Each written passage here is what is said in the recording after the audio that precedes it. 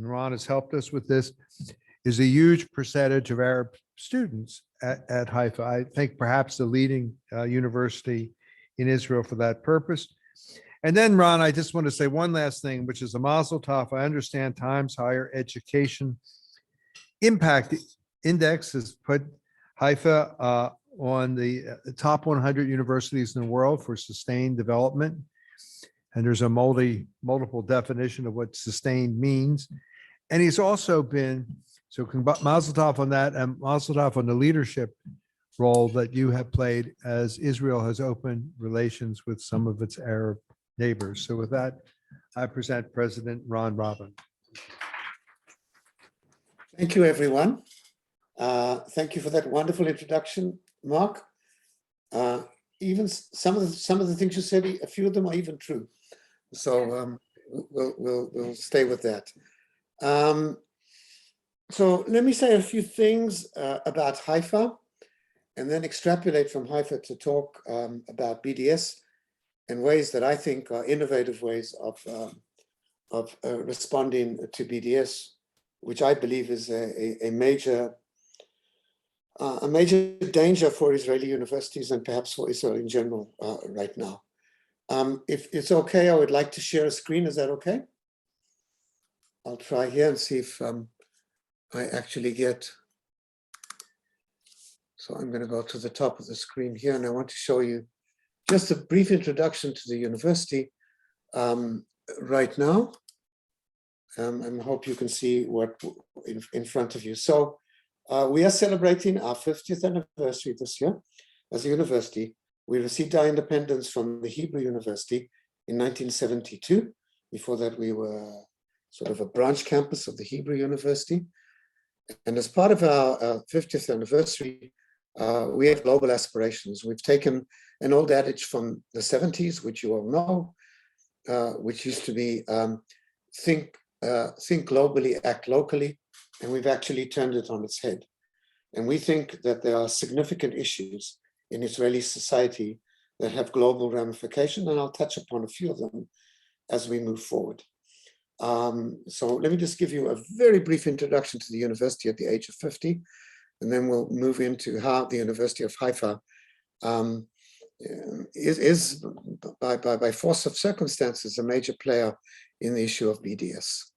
So this is the campus, the main campus on Mount Carmel, which some of you know. Mark knows this campus extremely well. It is probably one of the most beautiful campuses you'll ever see. It's 500 meters above sea level and looks over Haifa Bay on the one side, on the east side, and on the west side looks over the Mediterranean Sea.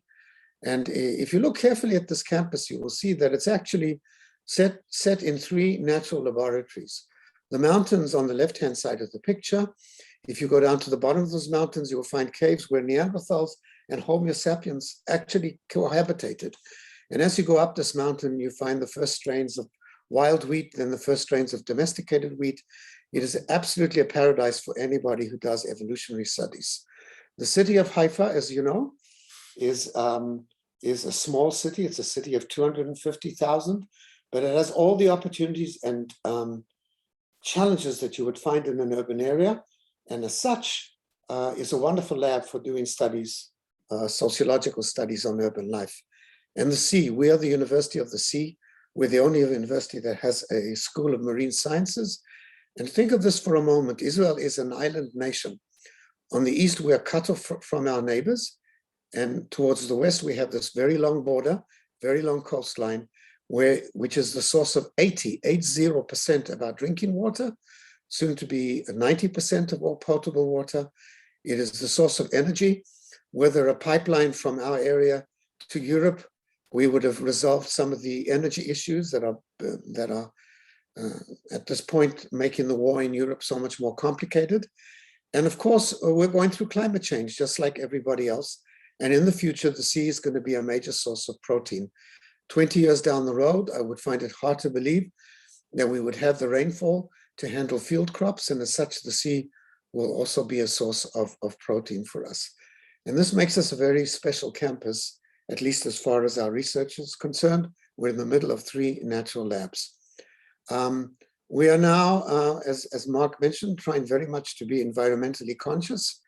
Up in the mountain where we are right now, it's somewhat isolated, and it, of course, entails many people to take their private cars or other gasoline vehicles up the hill.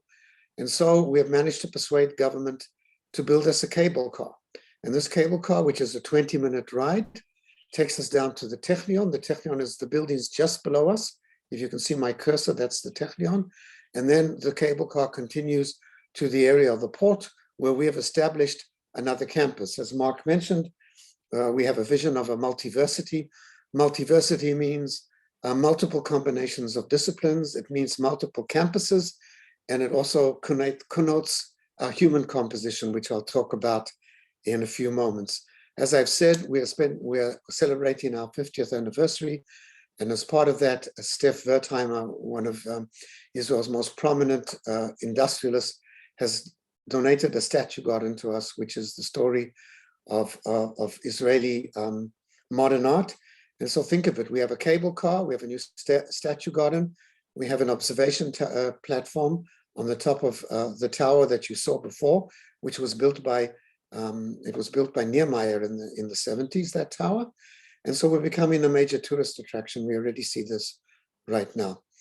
And you can see some of the artwork that is coming up and will be on full display about 8 months down the road as we finish doing some landscaping. And then we are moving downtown and have established a campus downtown. Those of you who know Haifa know this neighborhood. It's called the German Colony. It nestles at the bottom of the Baha'i Gardens, and it's close to our major academic endeavor, which is the Lori I Loke campus in the port. And that campus, the buildings look nothing like this right now. They've been redone. This campus will be the home of our technology departments.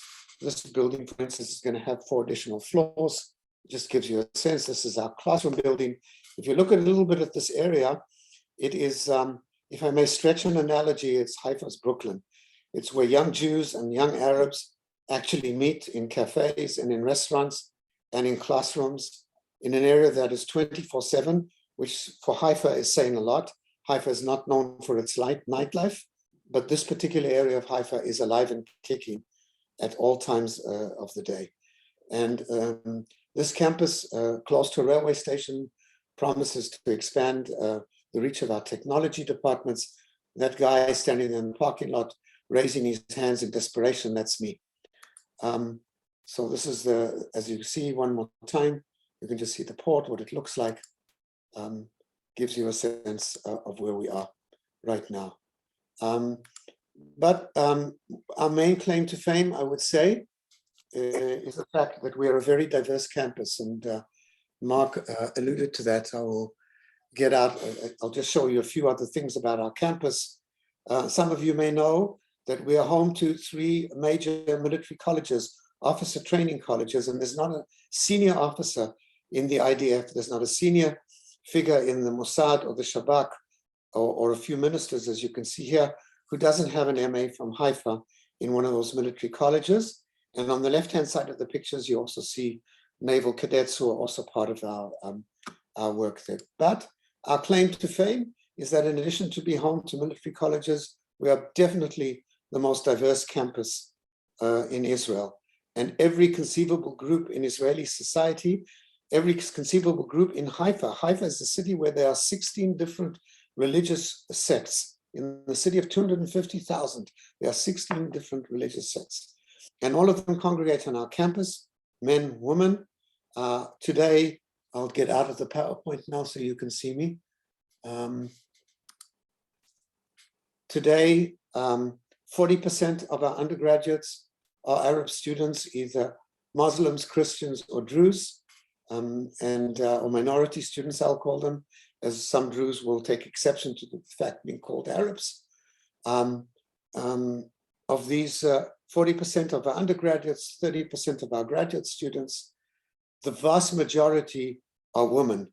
And I can just tell you that that is a sea shift in Israeli society. We are creating a new middle class that encompasses all groups in Israeli society, whoever they may be, based on their talent, and not on their religious persuasion or their ethnic background. We're extremely proud of this. The multinationals that nestle at the bottom of the mountain in the high-tech part at the southern entrance to Haifa are extremely grateful for our presence, as they have a company policy of diversity, and we supply that diversity. But the very fact that the majority of our students, even in computer science, are women, is creating a tremendous change in the Arab population in Israel. One can see it in the rising age of marriage, in the plummeting number of children per family, and in the fact that affluent Arabs are moving to cities like Haifa and other cities where they feel more at home, as this sort of balance between being Israeli and your Palestinian identity is a delicate balance. And for some, keeping a conscious Israeli identity alive means moving to a city, whether that's some of the cities in the Galilee like Carmel or Nofa Galil, that's used to be called Nazareth Elite, or the city of Haifa, or even further south of us. This is part of a major change that is occurring among Israeli Arabs as we speak. And I would advance the case to you that you should not be distracted by blimps on the radar screen. The occasional outbreak of violence, which is terrible, of course, but I'm a historian and I look at long-term trends, and the long-term trends bode a very different in Israeli society in which a middle class sharing what I will call, for lack of a better word, Western middle class values is very much part of Israeli society. And I think I'm an educator, of course, and all educators have to be very positive people and optimistic. But I do feel that this is the direction that Israeli society is headed. And given the fact that we're such a diverse campus and the percentage of Arabs is so high on our campus, we are often the target of BDS initiatives. I'll mention one that occurred a couple of years ago. Some of you may recall a resolution at Pitzer College in Southern California, targeting specifically Haifa. And the reason that Haifa was targeted, at least this is my take on the issue, is that we spoiled the narrative. And the narrative is very clear to all of us that Israel is an apartheid state. But when you look at the University of Haifa, that explanation or that theory does not hold water. When you see faculty members, students living together and figuring out a way to live together, by the way, which is not easy. It takes a lot of practice to get this right. But we spoiled the narrative. And in spoiling the narrative, we were targeted specifically by Pitzer College. Not all Israeli universities, but Haifa was targeted to end a long-term relationship that we had with that college. And here I would like to once again express my admiration for the president of Pitzer, Dr. Melvin Oliver, who put his job on a line to make sure that this resolution would die and would not have a sustained life. But now I sort of want to address some of the issues that affect universities and the concept of BDS. I think it was Einstein who said once upon a time that the definition of insanity is doing the same thing over and over again and expecting different results. And I want to make the case that we seem to be doing the same thing over and over again and expecting on campuses different results. And we're actually not seeing different results. We've seen a stable BDS, and on some campuses, a rise in its resonance and its attractiveness to students. And the old arguments to say what we are not, I don't think are very good. We have to say who we are rather than what we are not. And this is where the issue of the Gulf states, I think, comes in.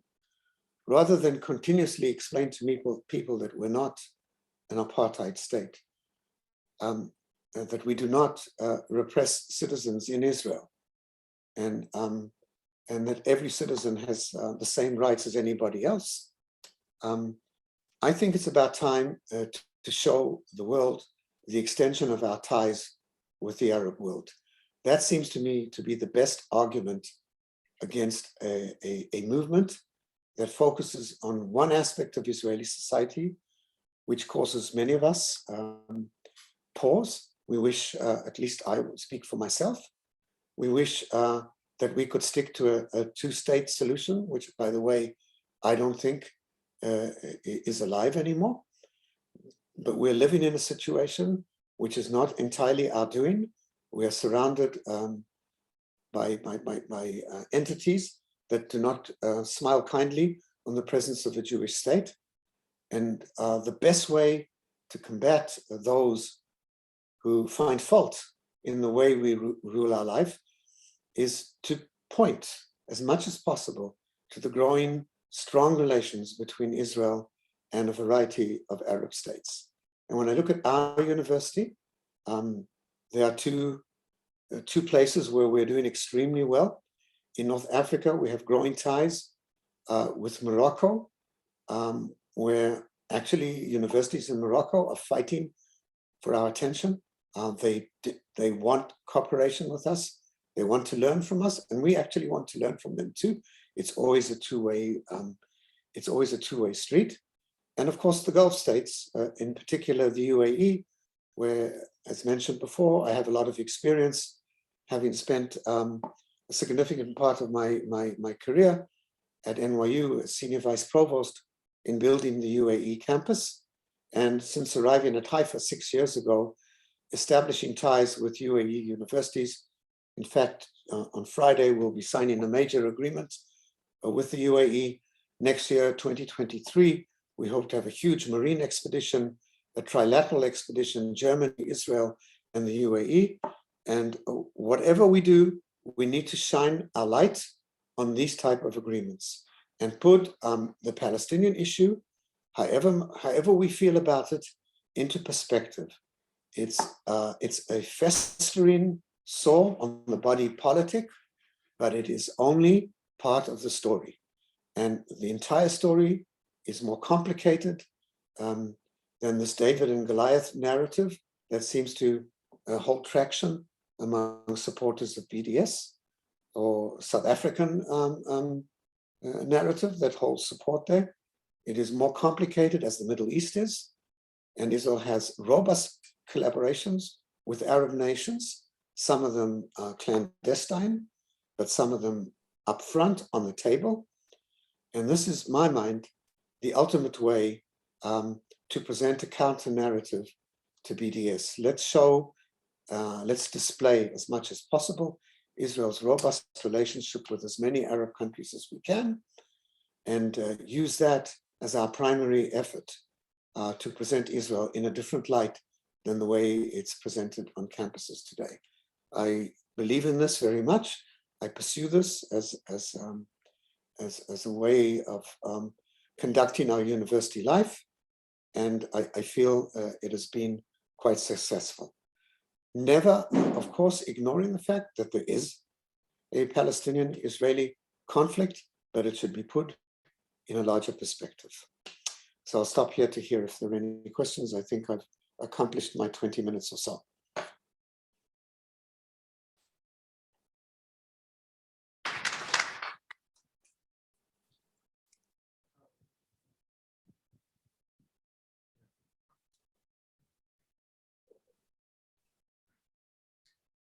Thank you very much. That was really terrific. I was in Haifa a few years ago, probably searching for nightlife. I'm not sure if I found any, but I had a really, really great time and enjoyed the diversity of the city.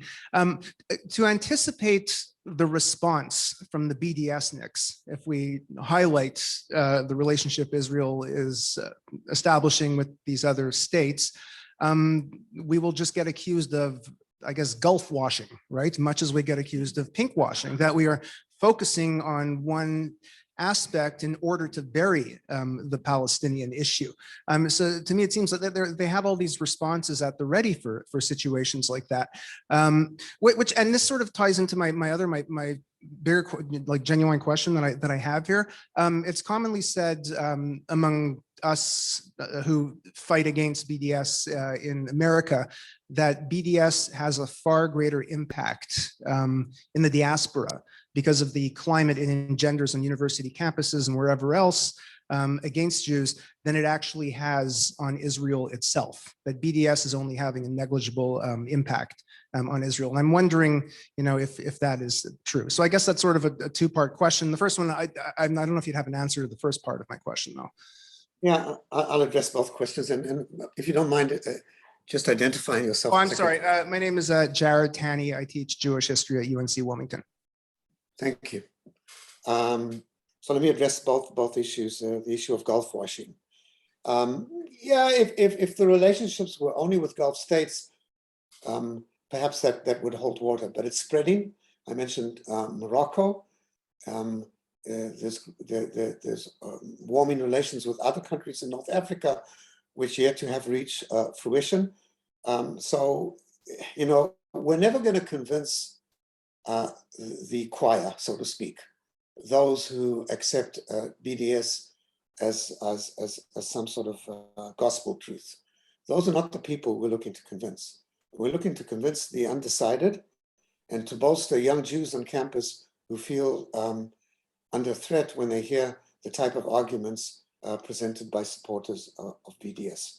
And so I'm not so concerned about Gulf washing or North Africa washing or whatever it might be. I would point to other significant developments. I'm sure some of you know this, that even with our most mortal enemies, Hezbollah, Israel has reached an agreement on the sharing of gas deposits in the Mediterranean that promises an uneasy peace, but nevertheless a stable peace between us and Hezbollah in Lebanon. These are the sort of things that have to be highlighted, all these attitudes. Turkey is another great example. Turkey has done 180 over the last couple of weeks.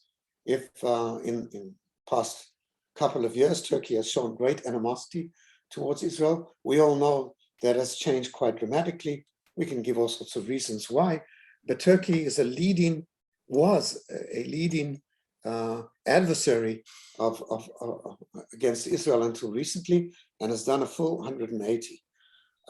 So that's my response. We are here to provide comfort. We're here to provide answers to those who don't have their mind made up about the Palestinian-Israeli conflict. Those people I'm kind of giving up on. So the second part of the question, just remind me, I'm sorry. I'm just wondering the extent to which BDS actually has an impact on Israel itself. Yeah. So that's a great question. I would say as following: BDS has been a tremendous failure in the economic sphere. The Israeli economy is so strong and its high tech is so robust that any attempt to curtail the economy through BDS has failed quite dramatically. On the other hand, culture and education, there have been major inroads. There have been serial cancellations of tours of famous bands, famous singers, given pressure coming from people like Roger Waters and others who have great resonance in the entertainment world. And as far as education is concerned, probably not as bad as the United States, but nevertheless, we do find every now and again people refusing to read our papers, to adjudicate our doctoral students, given their commitment to BDS. Is it crippling? Under no circumstances is it crippling. Is it across the board? No, it's mostly in the humanities and in the soft social sciences. That's not going to surprise anybody, and rarely happens in the sciences. But it's definitely the case. I would agree with your theory that it's probably more of an issue in the diaspora than it is in Israel.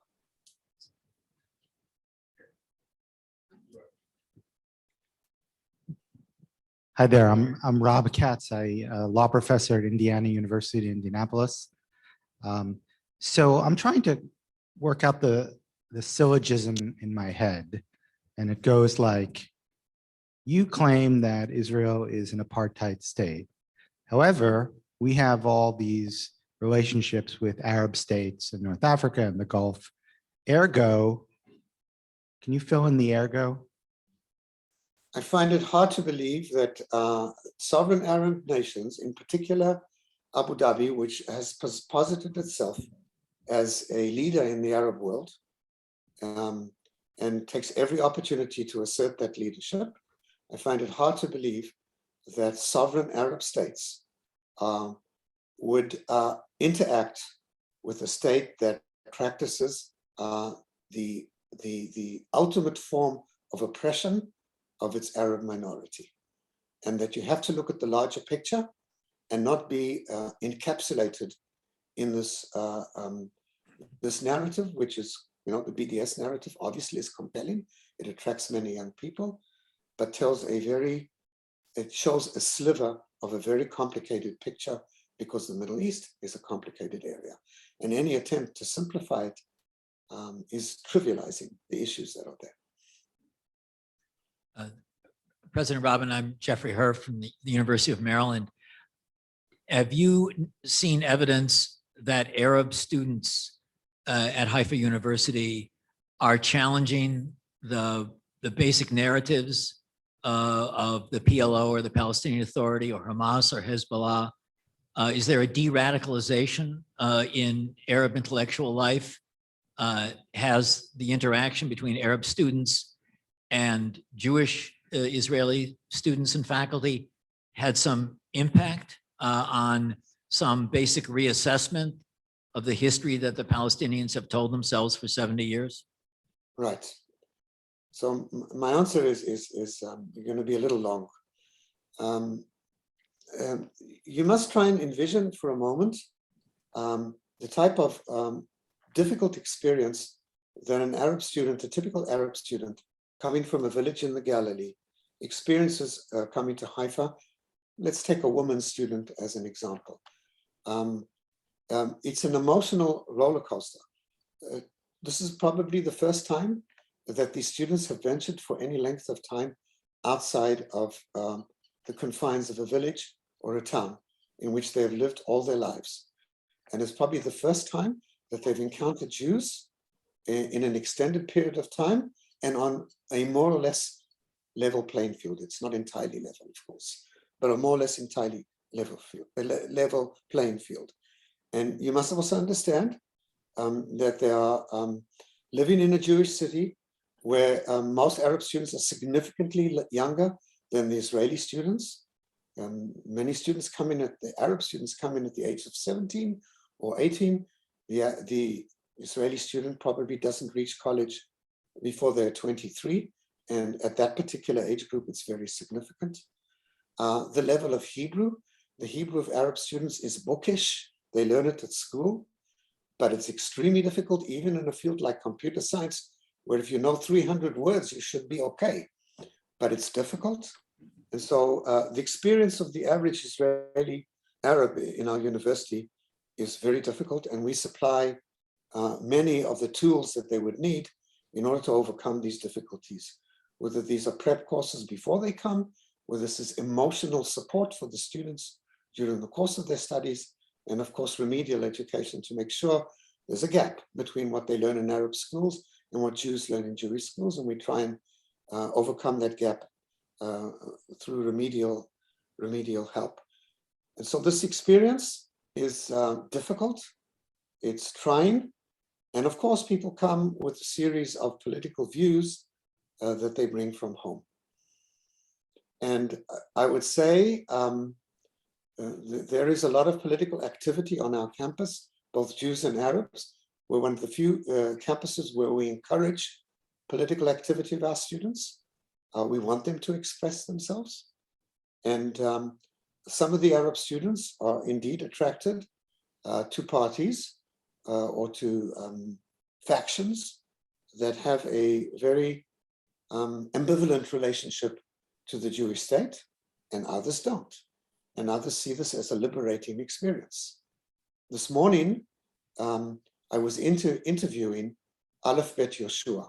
Some of you may know that writer, a famous Israeli writer. I'm sure many of you know him, who has been a faculty member in our university for a very long time, and is unfortunately very ill.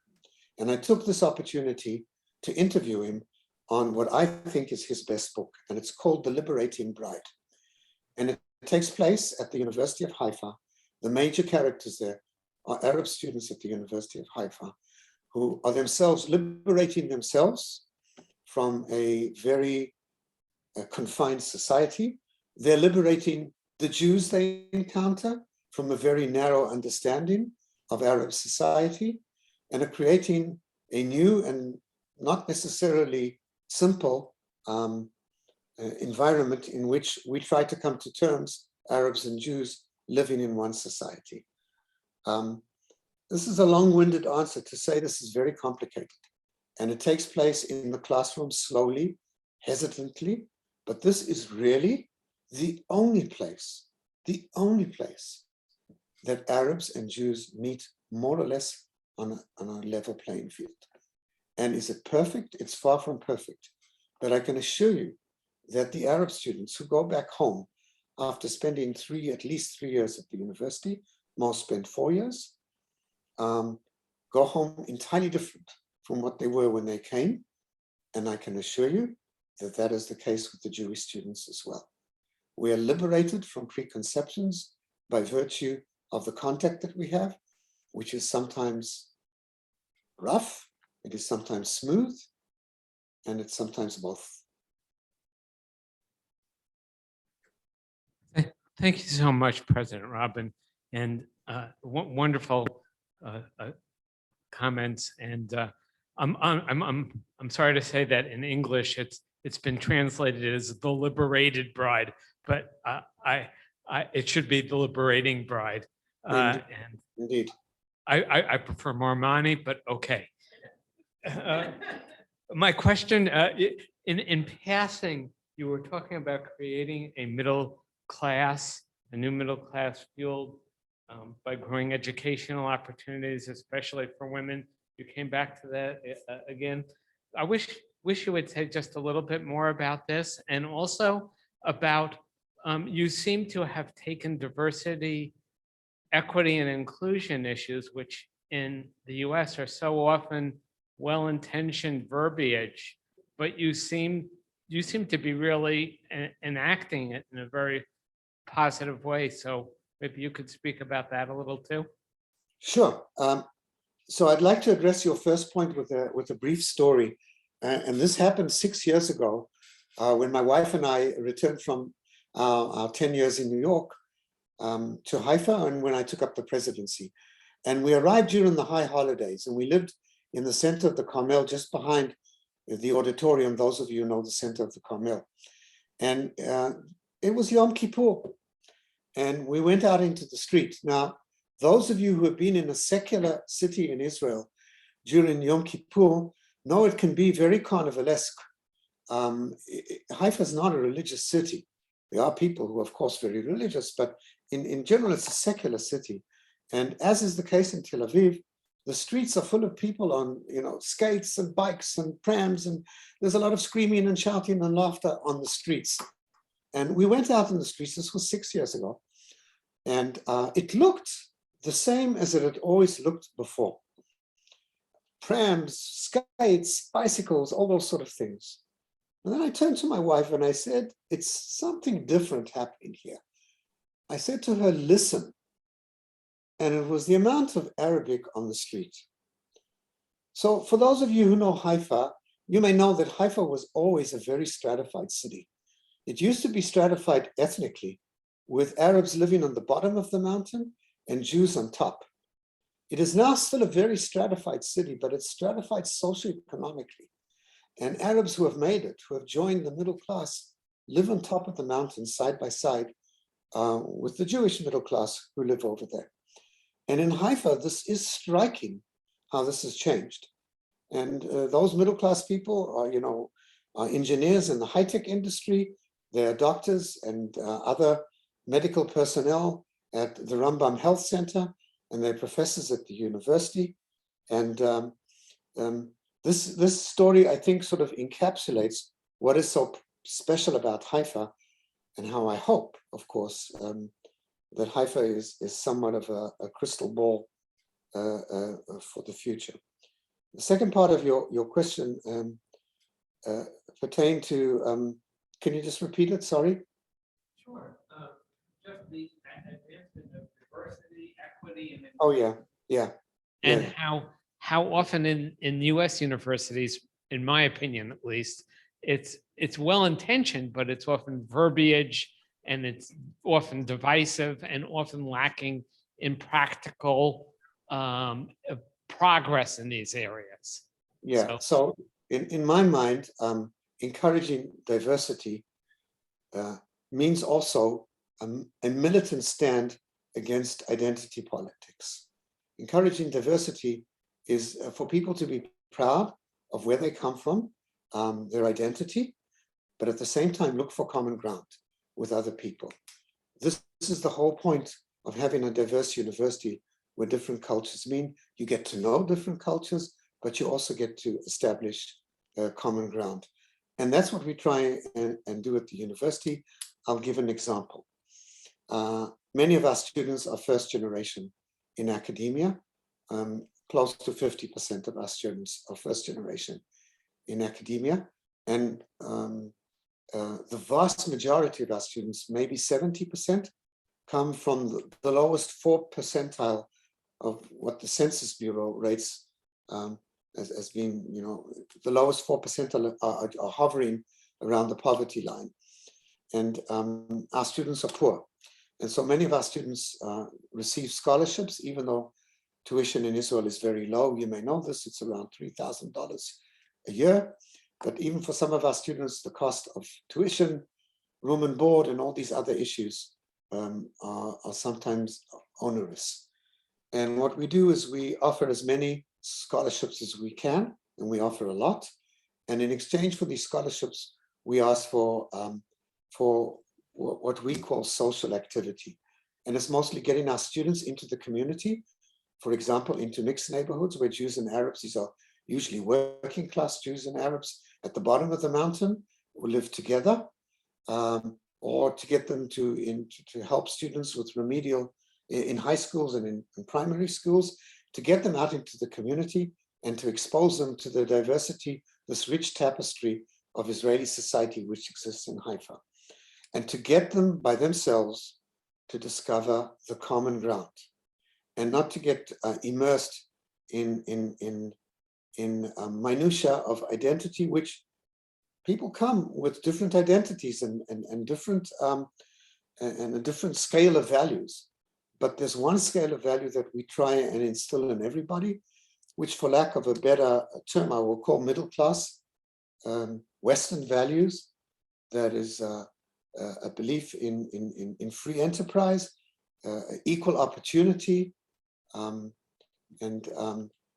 of course issues of diversity spread as much as possible over what we do at the university and how we prepare our students for the future. All of what I'm saying here comes at a price. We are often accused by people from certain segments in Israeli society, for example, as being the largest Arab university south of Beirut. I take that as a badge of pride rather than as a snide comment, because I think we're doing something extremely important. And that if there is a future, look, we have countries around us that implode one after the other. One looks at Syria and one looks at Lebanon, which is also always on the verge of implosion. And you can see that these societies are not able to weather crises of any kind because they don't have a robust middle class. And the key to weathering crises is having this backbone of professionals, of middle class, who share values irrespective of their background. And Israeli society, as you know, crises come at a pace of once a week, basically. And the reason that we continue to have a robust economy. It's not a robust economy. It's an economy of one of the most strongest economies in the world. And the reason that despite all our political strife, our society thrives and our society does thrive is because we have a middle class. And the more diverse that middle class will be, and the broader it will be, and if we manage to combat some of the huge income gaps that exist in Israeli society, we will stabilize our society and produce a more equitable society as we move forward into the future.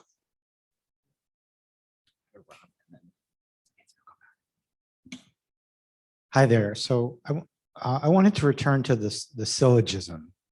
Okay, so Israel is an apartheid state. Like, well, actually, we have these Gulf states and Morocco are interacting with us. Therefore, that makes the case that we are morally acceptable. But the follow-up to that is, I'm not going to defer my moral judgments to, the United Arab Emirates. One, their society is fundamentally immoral. Two, they've just made a strategic decision that to join the alliance against Iran and throw in the Palestinians under the bus is a morally acceptable cost, and you can't blame them for that. So I need. So can you work harder on this syllogism for me, please? Definitely, I'll try and work a little harder. So, and I'm talking off the cuff here, and it might be a little rough what I'm saying. When we look at the Greater Middle East, I can't find many examples of countries whose political system I admire, and to isolate whether it's Morocco or the UAE or any of the other countries as examples of immoral societies in the Middle East strikes me as being specious. I can't point to any society in our immediate vicinity where I would say that the political system meets the standards that we require of ourselves, whether in the Western world or where you are in the United States or in Israel or anywhere else in the Western world. So I find that argument specious. Which country should I be establishing relationships which would meet that high bar of political acceptance by the supporters of BDS? But I did place the issue of the Gulf states and other countries in a wider context. I don't see how one can call.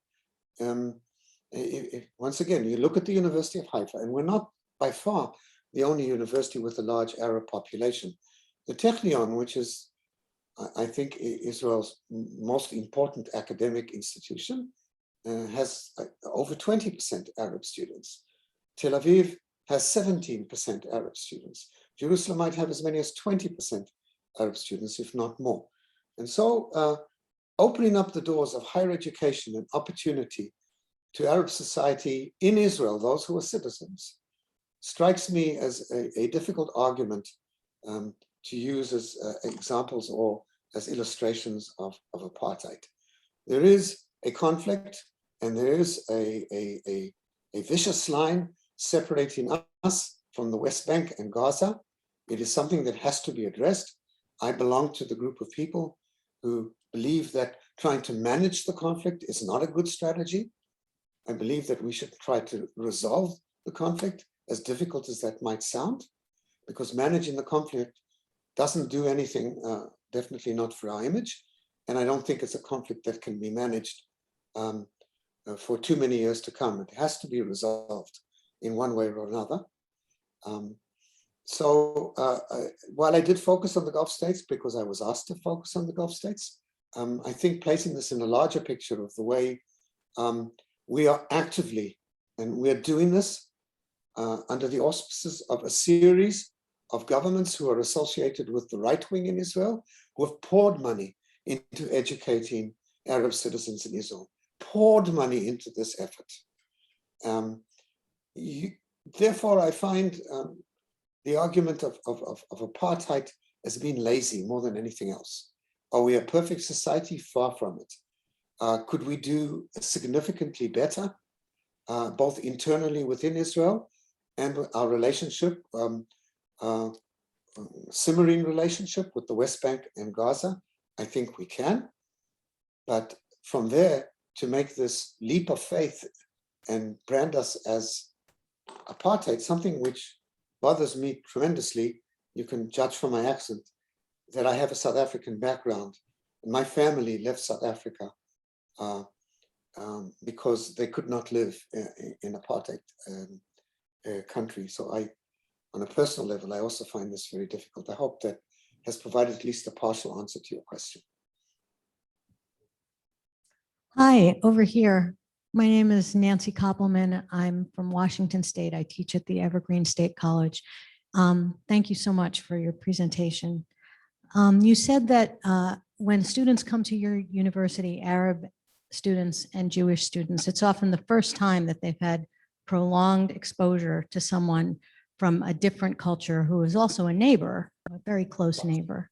And so what I'm wondering is, if there's any way for the universities to partner with the K-12 schools, which I know are generally segregated by religion, with a handful of exceptions, right? There are a few schools that are mixed, but not very many. So the philosophy of the university is in some ways at odds with the philosophy of K-12 education. And so I just wonder if you could speak to that a little bit, because this is something, as you know, that was a very big issue in the United States. It still is in many places. There are still schools that are segregated by race because of region and income and property taxes and things like that. But there's an ethic of diversity that really does exist in public education in the United States. So I just wonder if you could say a word about that. Thank you.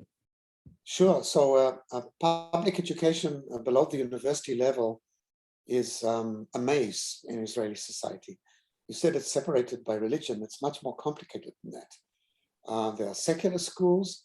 There are schools that teach a secular democracy. There are schools that are associated with the national religious, modern Orthodox.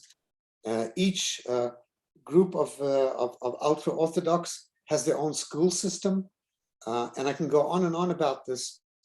And of course, there are church schools, by the way, which are by far the best schools in Israel, in my mind. Schools that are run by nuns and by monks. And there are public schools, and I can go on and on there. It is indeed very diverse and very segregated, in accordance with an ethic that existed in Israeli society in its early years. I think that ethic is counterproductive right now, as you suggested in your question. But I don't see it changing anytime soon, given the political system in Israel. However, what has happened, because the system doesn't change, some Israeli parents are changing their behavior. I'll give you two examples. One can see in Haifa a growing number of Arab parents, not only in Haifa, in a town like Karmiel, which has a growing Arab population, and in the area of Nazareth and Nof HaGalil, where those two towns meet, a growing number of Arab parents who have made a deliberate decision to send their kids to Hebrew-speaking schools so that they can be productive members of society and have an understanding of the dominant society in a manner that they didn't have before. And these numbers are growing, especially in the so-called mixed cities, and especially the cities that are affluent. Haifa, Karmiel are two good examples of that particular trend. And there is a much smaller number of Jewish parents who send their kids to bilingual schools, but those numbers are relatively small. They're growing, but they're relatively small. So in other words, I don't see the school system changing anytime soon. I do think that our presence of our students within the school system, when they are there, mostly in after-school programs, does institute some change in frames of reference of kids who are at school. But unfortunately, the way Israeli politics works, it militates against integration in grade schools and in high schools. That's unfortunate. And so this first interaction between Jews and Arabs will happen after high schools for the foreseeable future. I don't see that changing. Can I just ask a quick follow-up question? At the very end, you said something about students at the university going to the public schools to do, and all the schools maybe, to do after-school programs.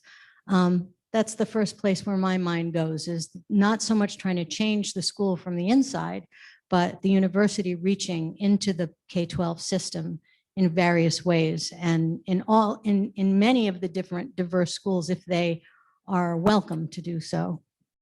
So we have a number of programs. I'll give you a few examples to sort of illustrate this point. We have a program which we use, I forget its name right now, we used to call it Open Apartments. And the idea behind Open Apartments is that we put students in mixed neighborhoods and make sure that the apartment was mixed too, Jews and Arabs.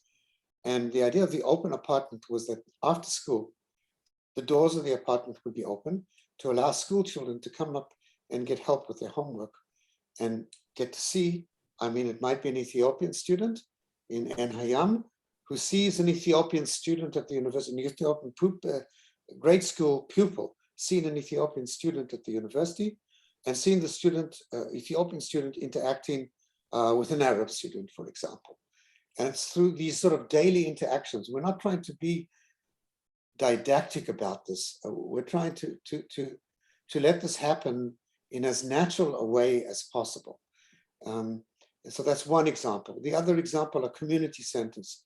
All the neighborhoods in Israel, in Haifa indefinitely, have community centers which are both basically after school programs where kids go to do their homework and to do other recreational activities.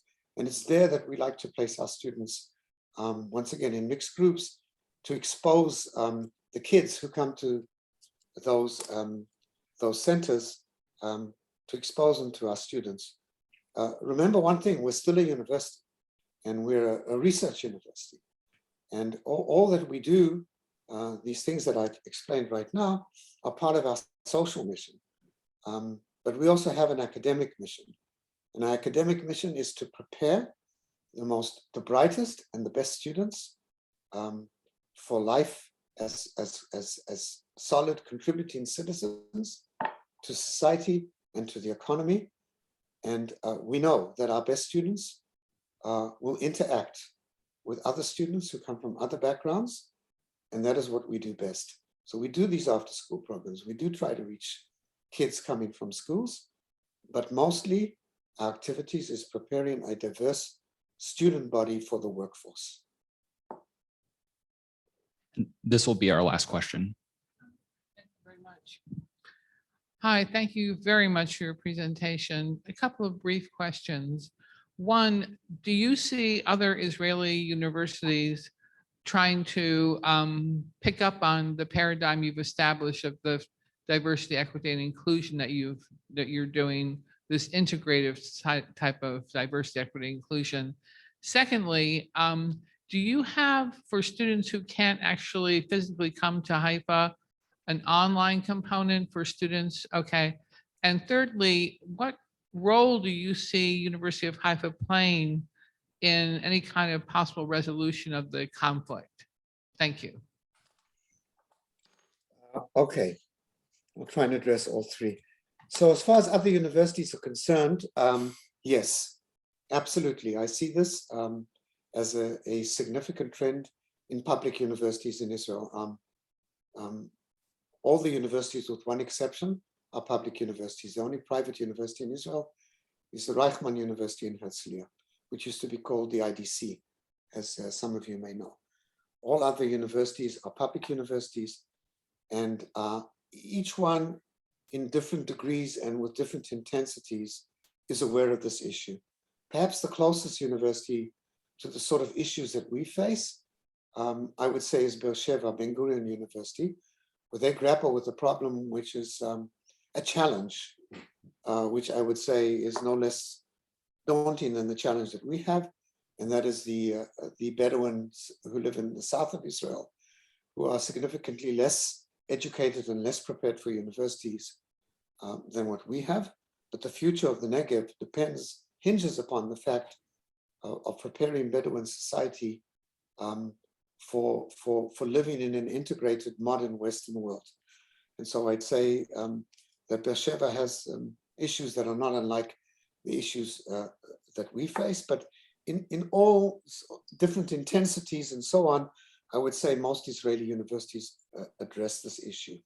As far as online is concerned, of course, like every other university on the planet, we sort of fast forwarded our online platform during COVID, and we've left it alive and kicking for many of the courses that we have. But we are, there's an issue. In many of the Arab villages in the north, there is very poor internet connection and makes it very difficult for them to communicate from home. Home is often crowded and it's not a good environment for study. So we provide as many opportunities as possible for people to live in dorms. I'll give one example, I think, which is very important. I think many of the Arab families in the north of the country are extremely brave in sending women to the university where they're for the very first time without this controlling eye of the community on the way they conduct their daily lives. And in order to soften this confrontation with Israeli society, we've agreed to the request of many families and have sectioned off part of our dorms for religious women, devout women of Arab background who their parents insist on them living in closed quarters or separated. They're not close quarters, but separated to a certain degree from the co-ed situation in other parts of the dorms. So we go an extra mile to make sure that parents will feel comfortable sending their children, and particularly the women, to our campus. The third part of your question regarded our role in resolving the conflict. So let me say straight out now, we're not a nation state. We're a university. We don't have a foreign policy. We are supported by the state. And we have to tread very delicately on these particular issues, given our status. Having said that, many of you may know that the architects came from the University of Haifa. And those of you who saw the play Oslo, was it a movie as well? I forget. I saw the play twice, once in London and once in New York. Might remember two of the characters there treated a little bit like country bumpkins coming from Haifa, where in actual fact they were very instrumental for good or for better or for worse in promoting the Oslo Accords. We are also, given the nature of this university, we do have contacts with universities on the West Bank, not in Gaza, but definitely on the West Bank. And I think the best thing that we can do as a university is promote change through education. The greatest engine of change is providing opportunities, and opportunities are intimately linked to education. And the more we put into educating the best students, irrespective of the background, the greater our contribution to a stabler Middle East. Another way of producing something at the university which is meaningful is collaborating with our research with neighboring countries. And that we do as well. There has been, I guess not everybody is enamored with our relationship with the Gulf states, but the Gulf states are critical for the future of the Arab world. They are leaders in the Arab world. You cannot point to another Arab country leading the Arab world other than the UAE to this day. Egypt is a client state of UAE these days. And definitely Lebanon is not playing any leadership role. And so whatever your thoughts about the Arab world and about the UAE, collaborating with the UAE, with the leader of the Arab world, suggests to me a way of increasing our educational profile and our scientific profile with the Arab world. I hope that at least answers in part your question.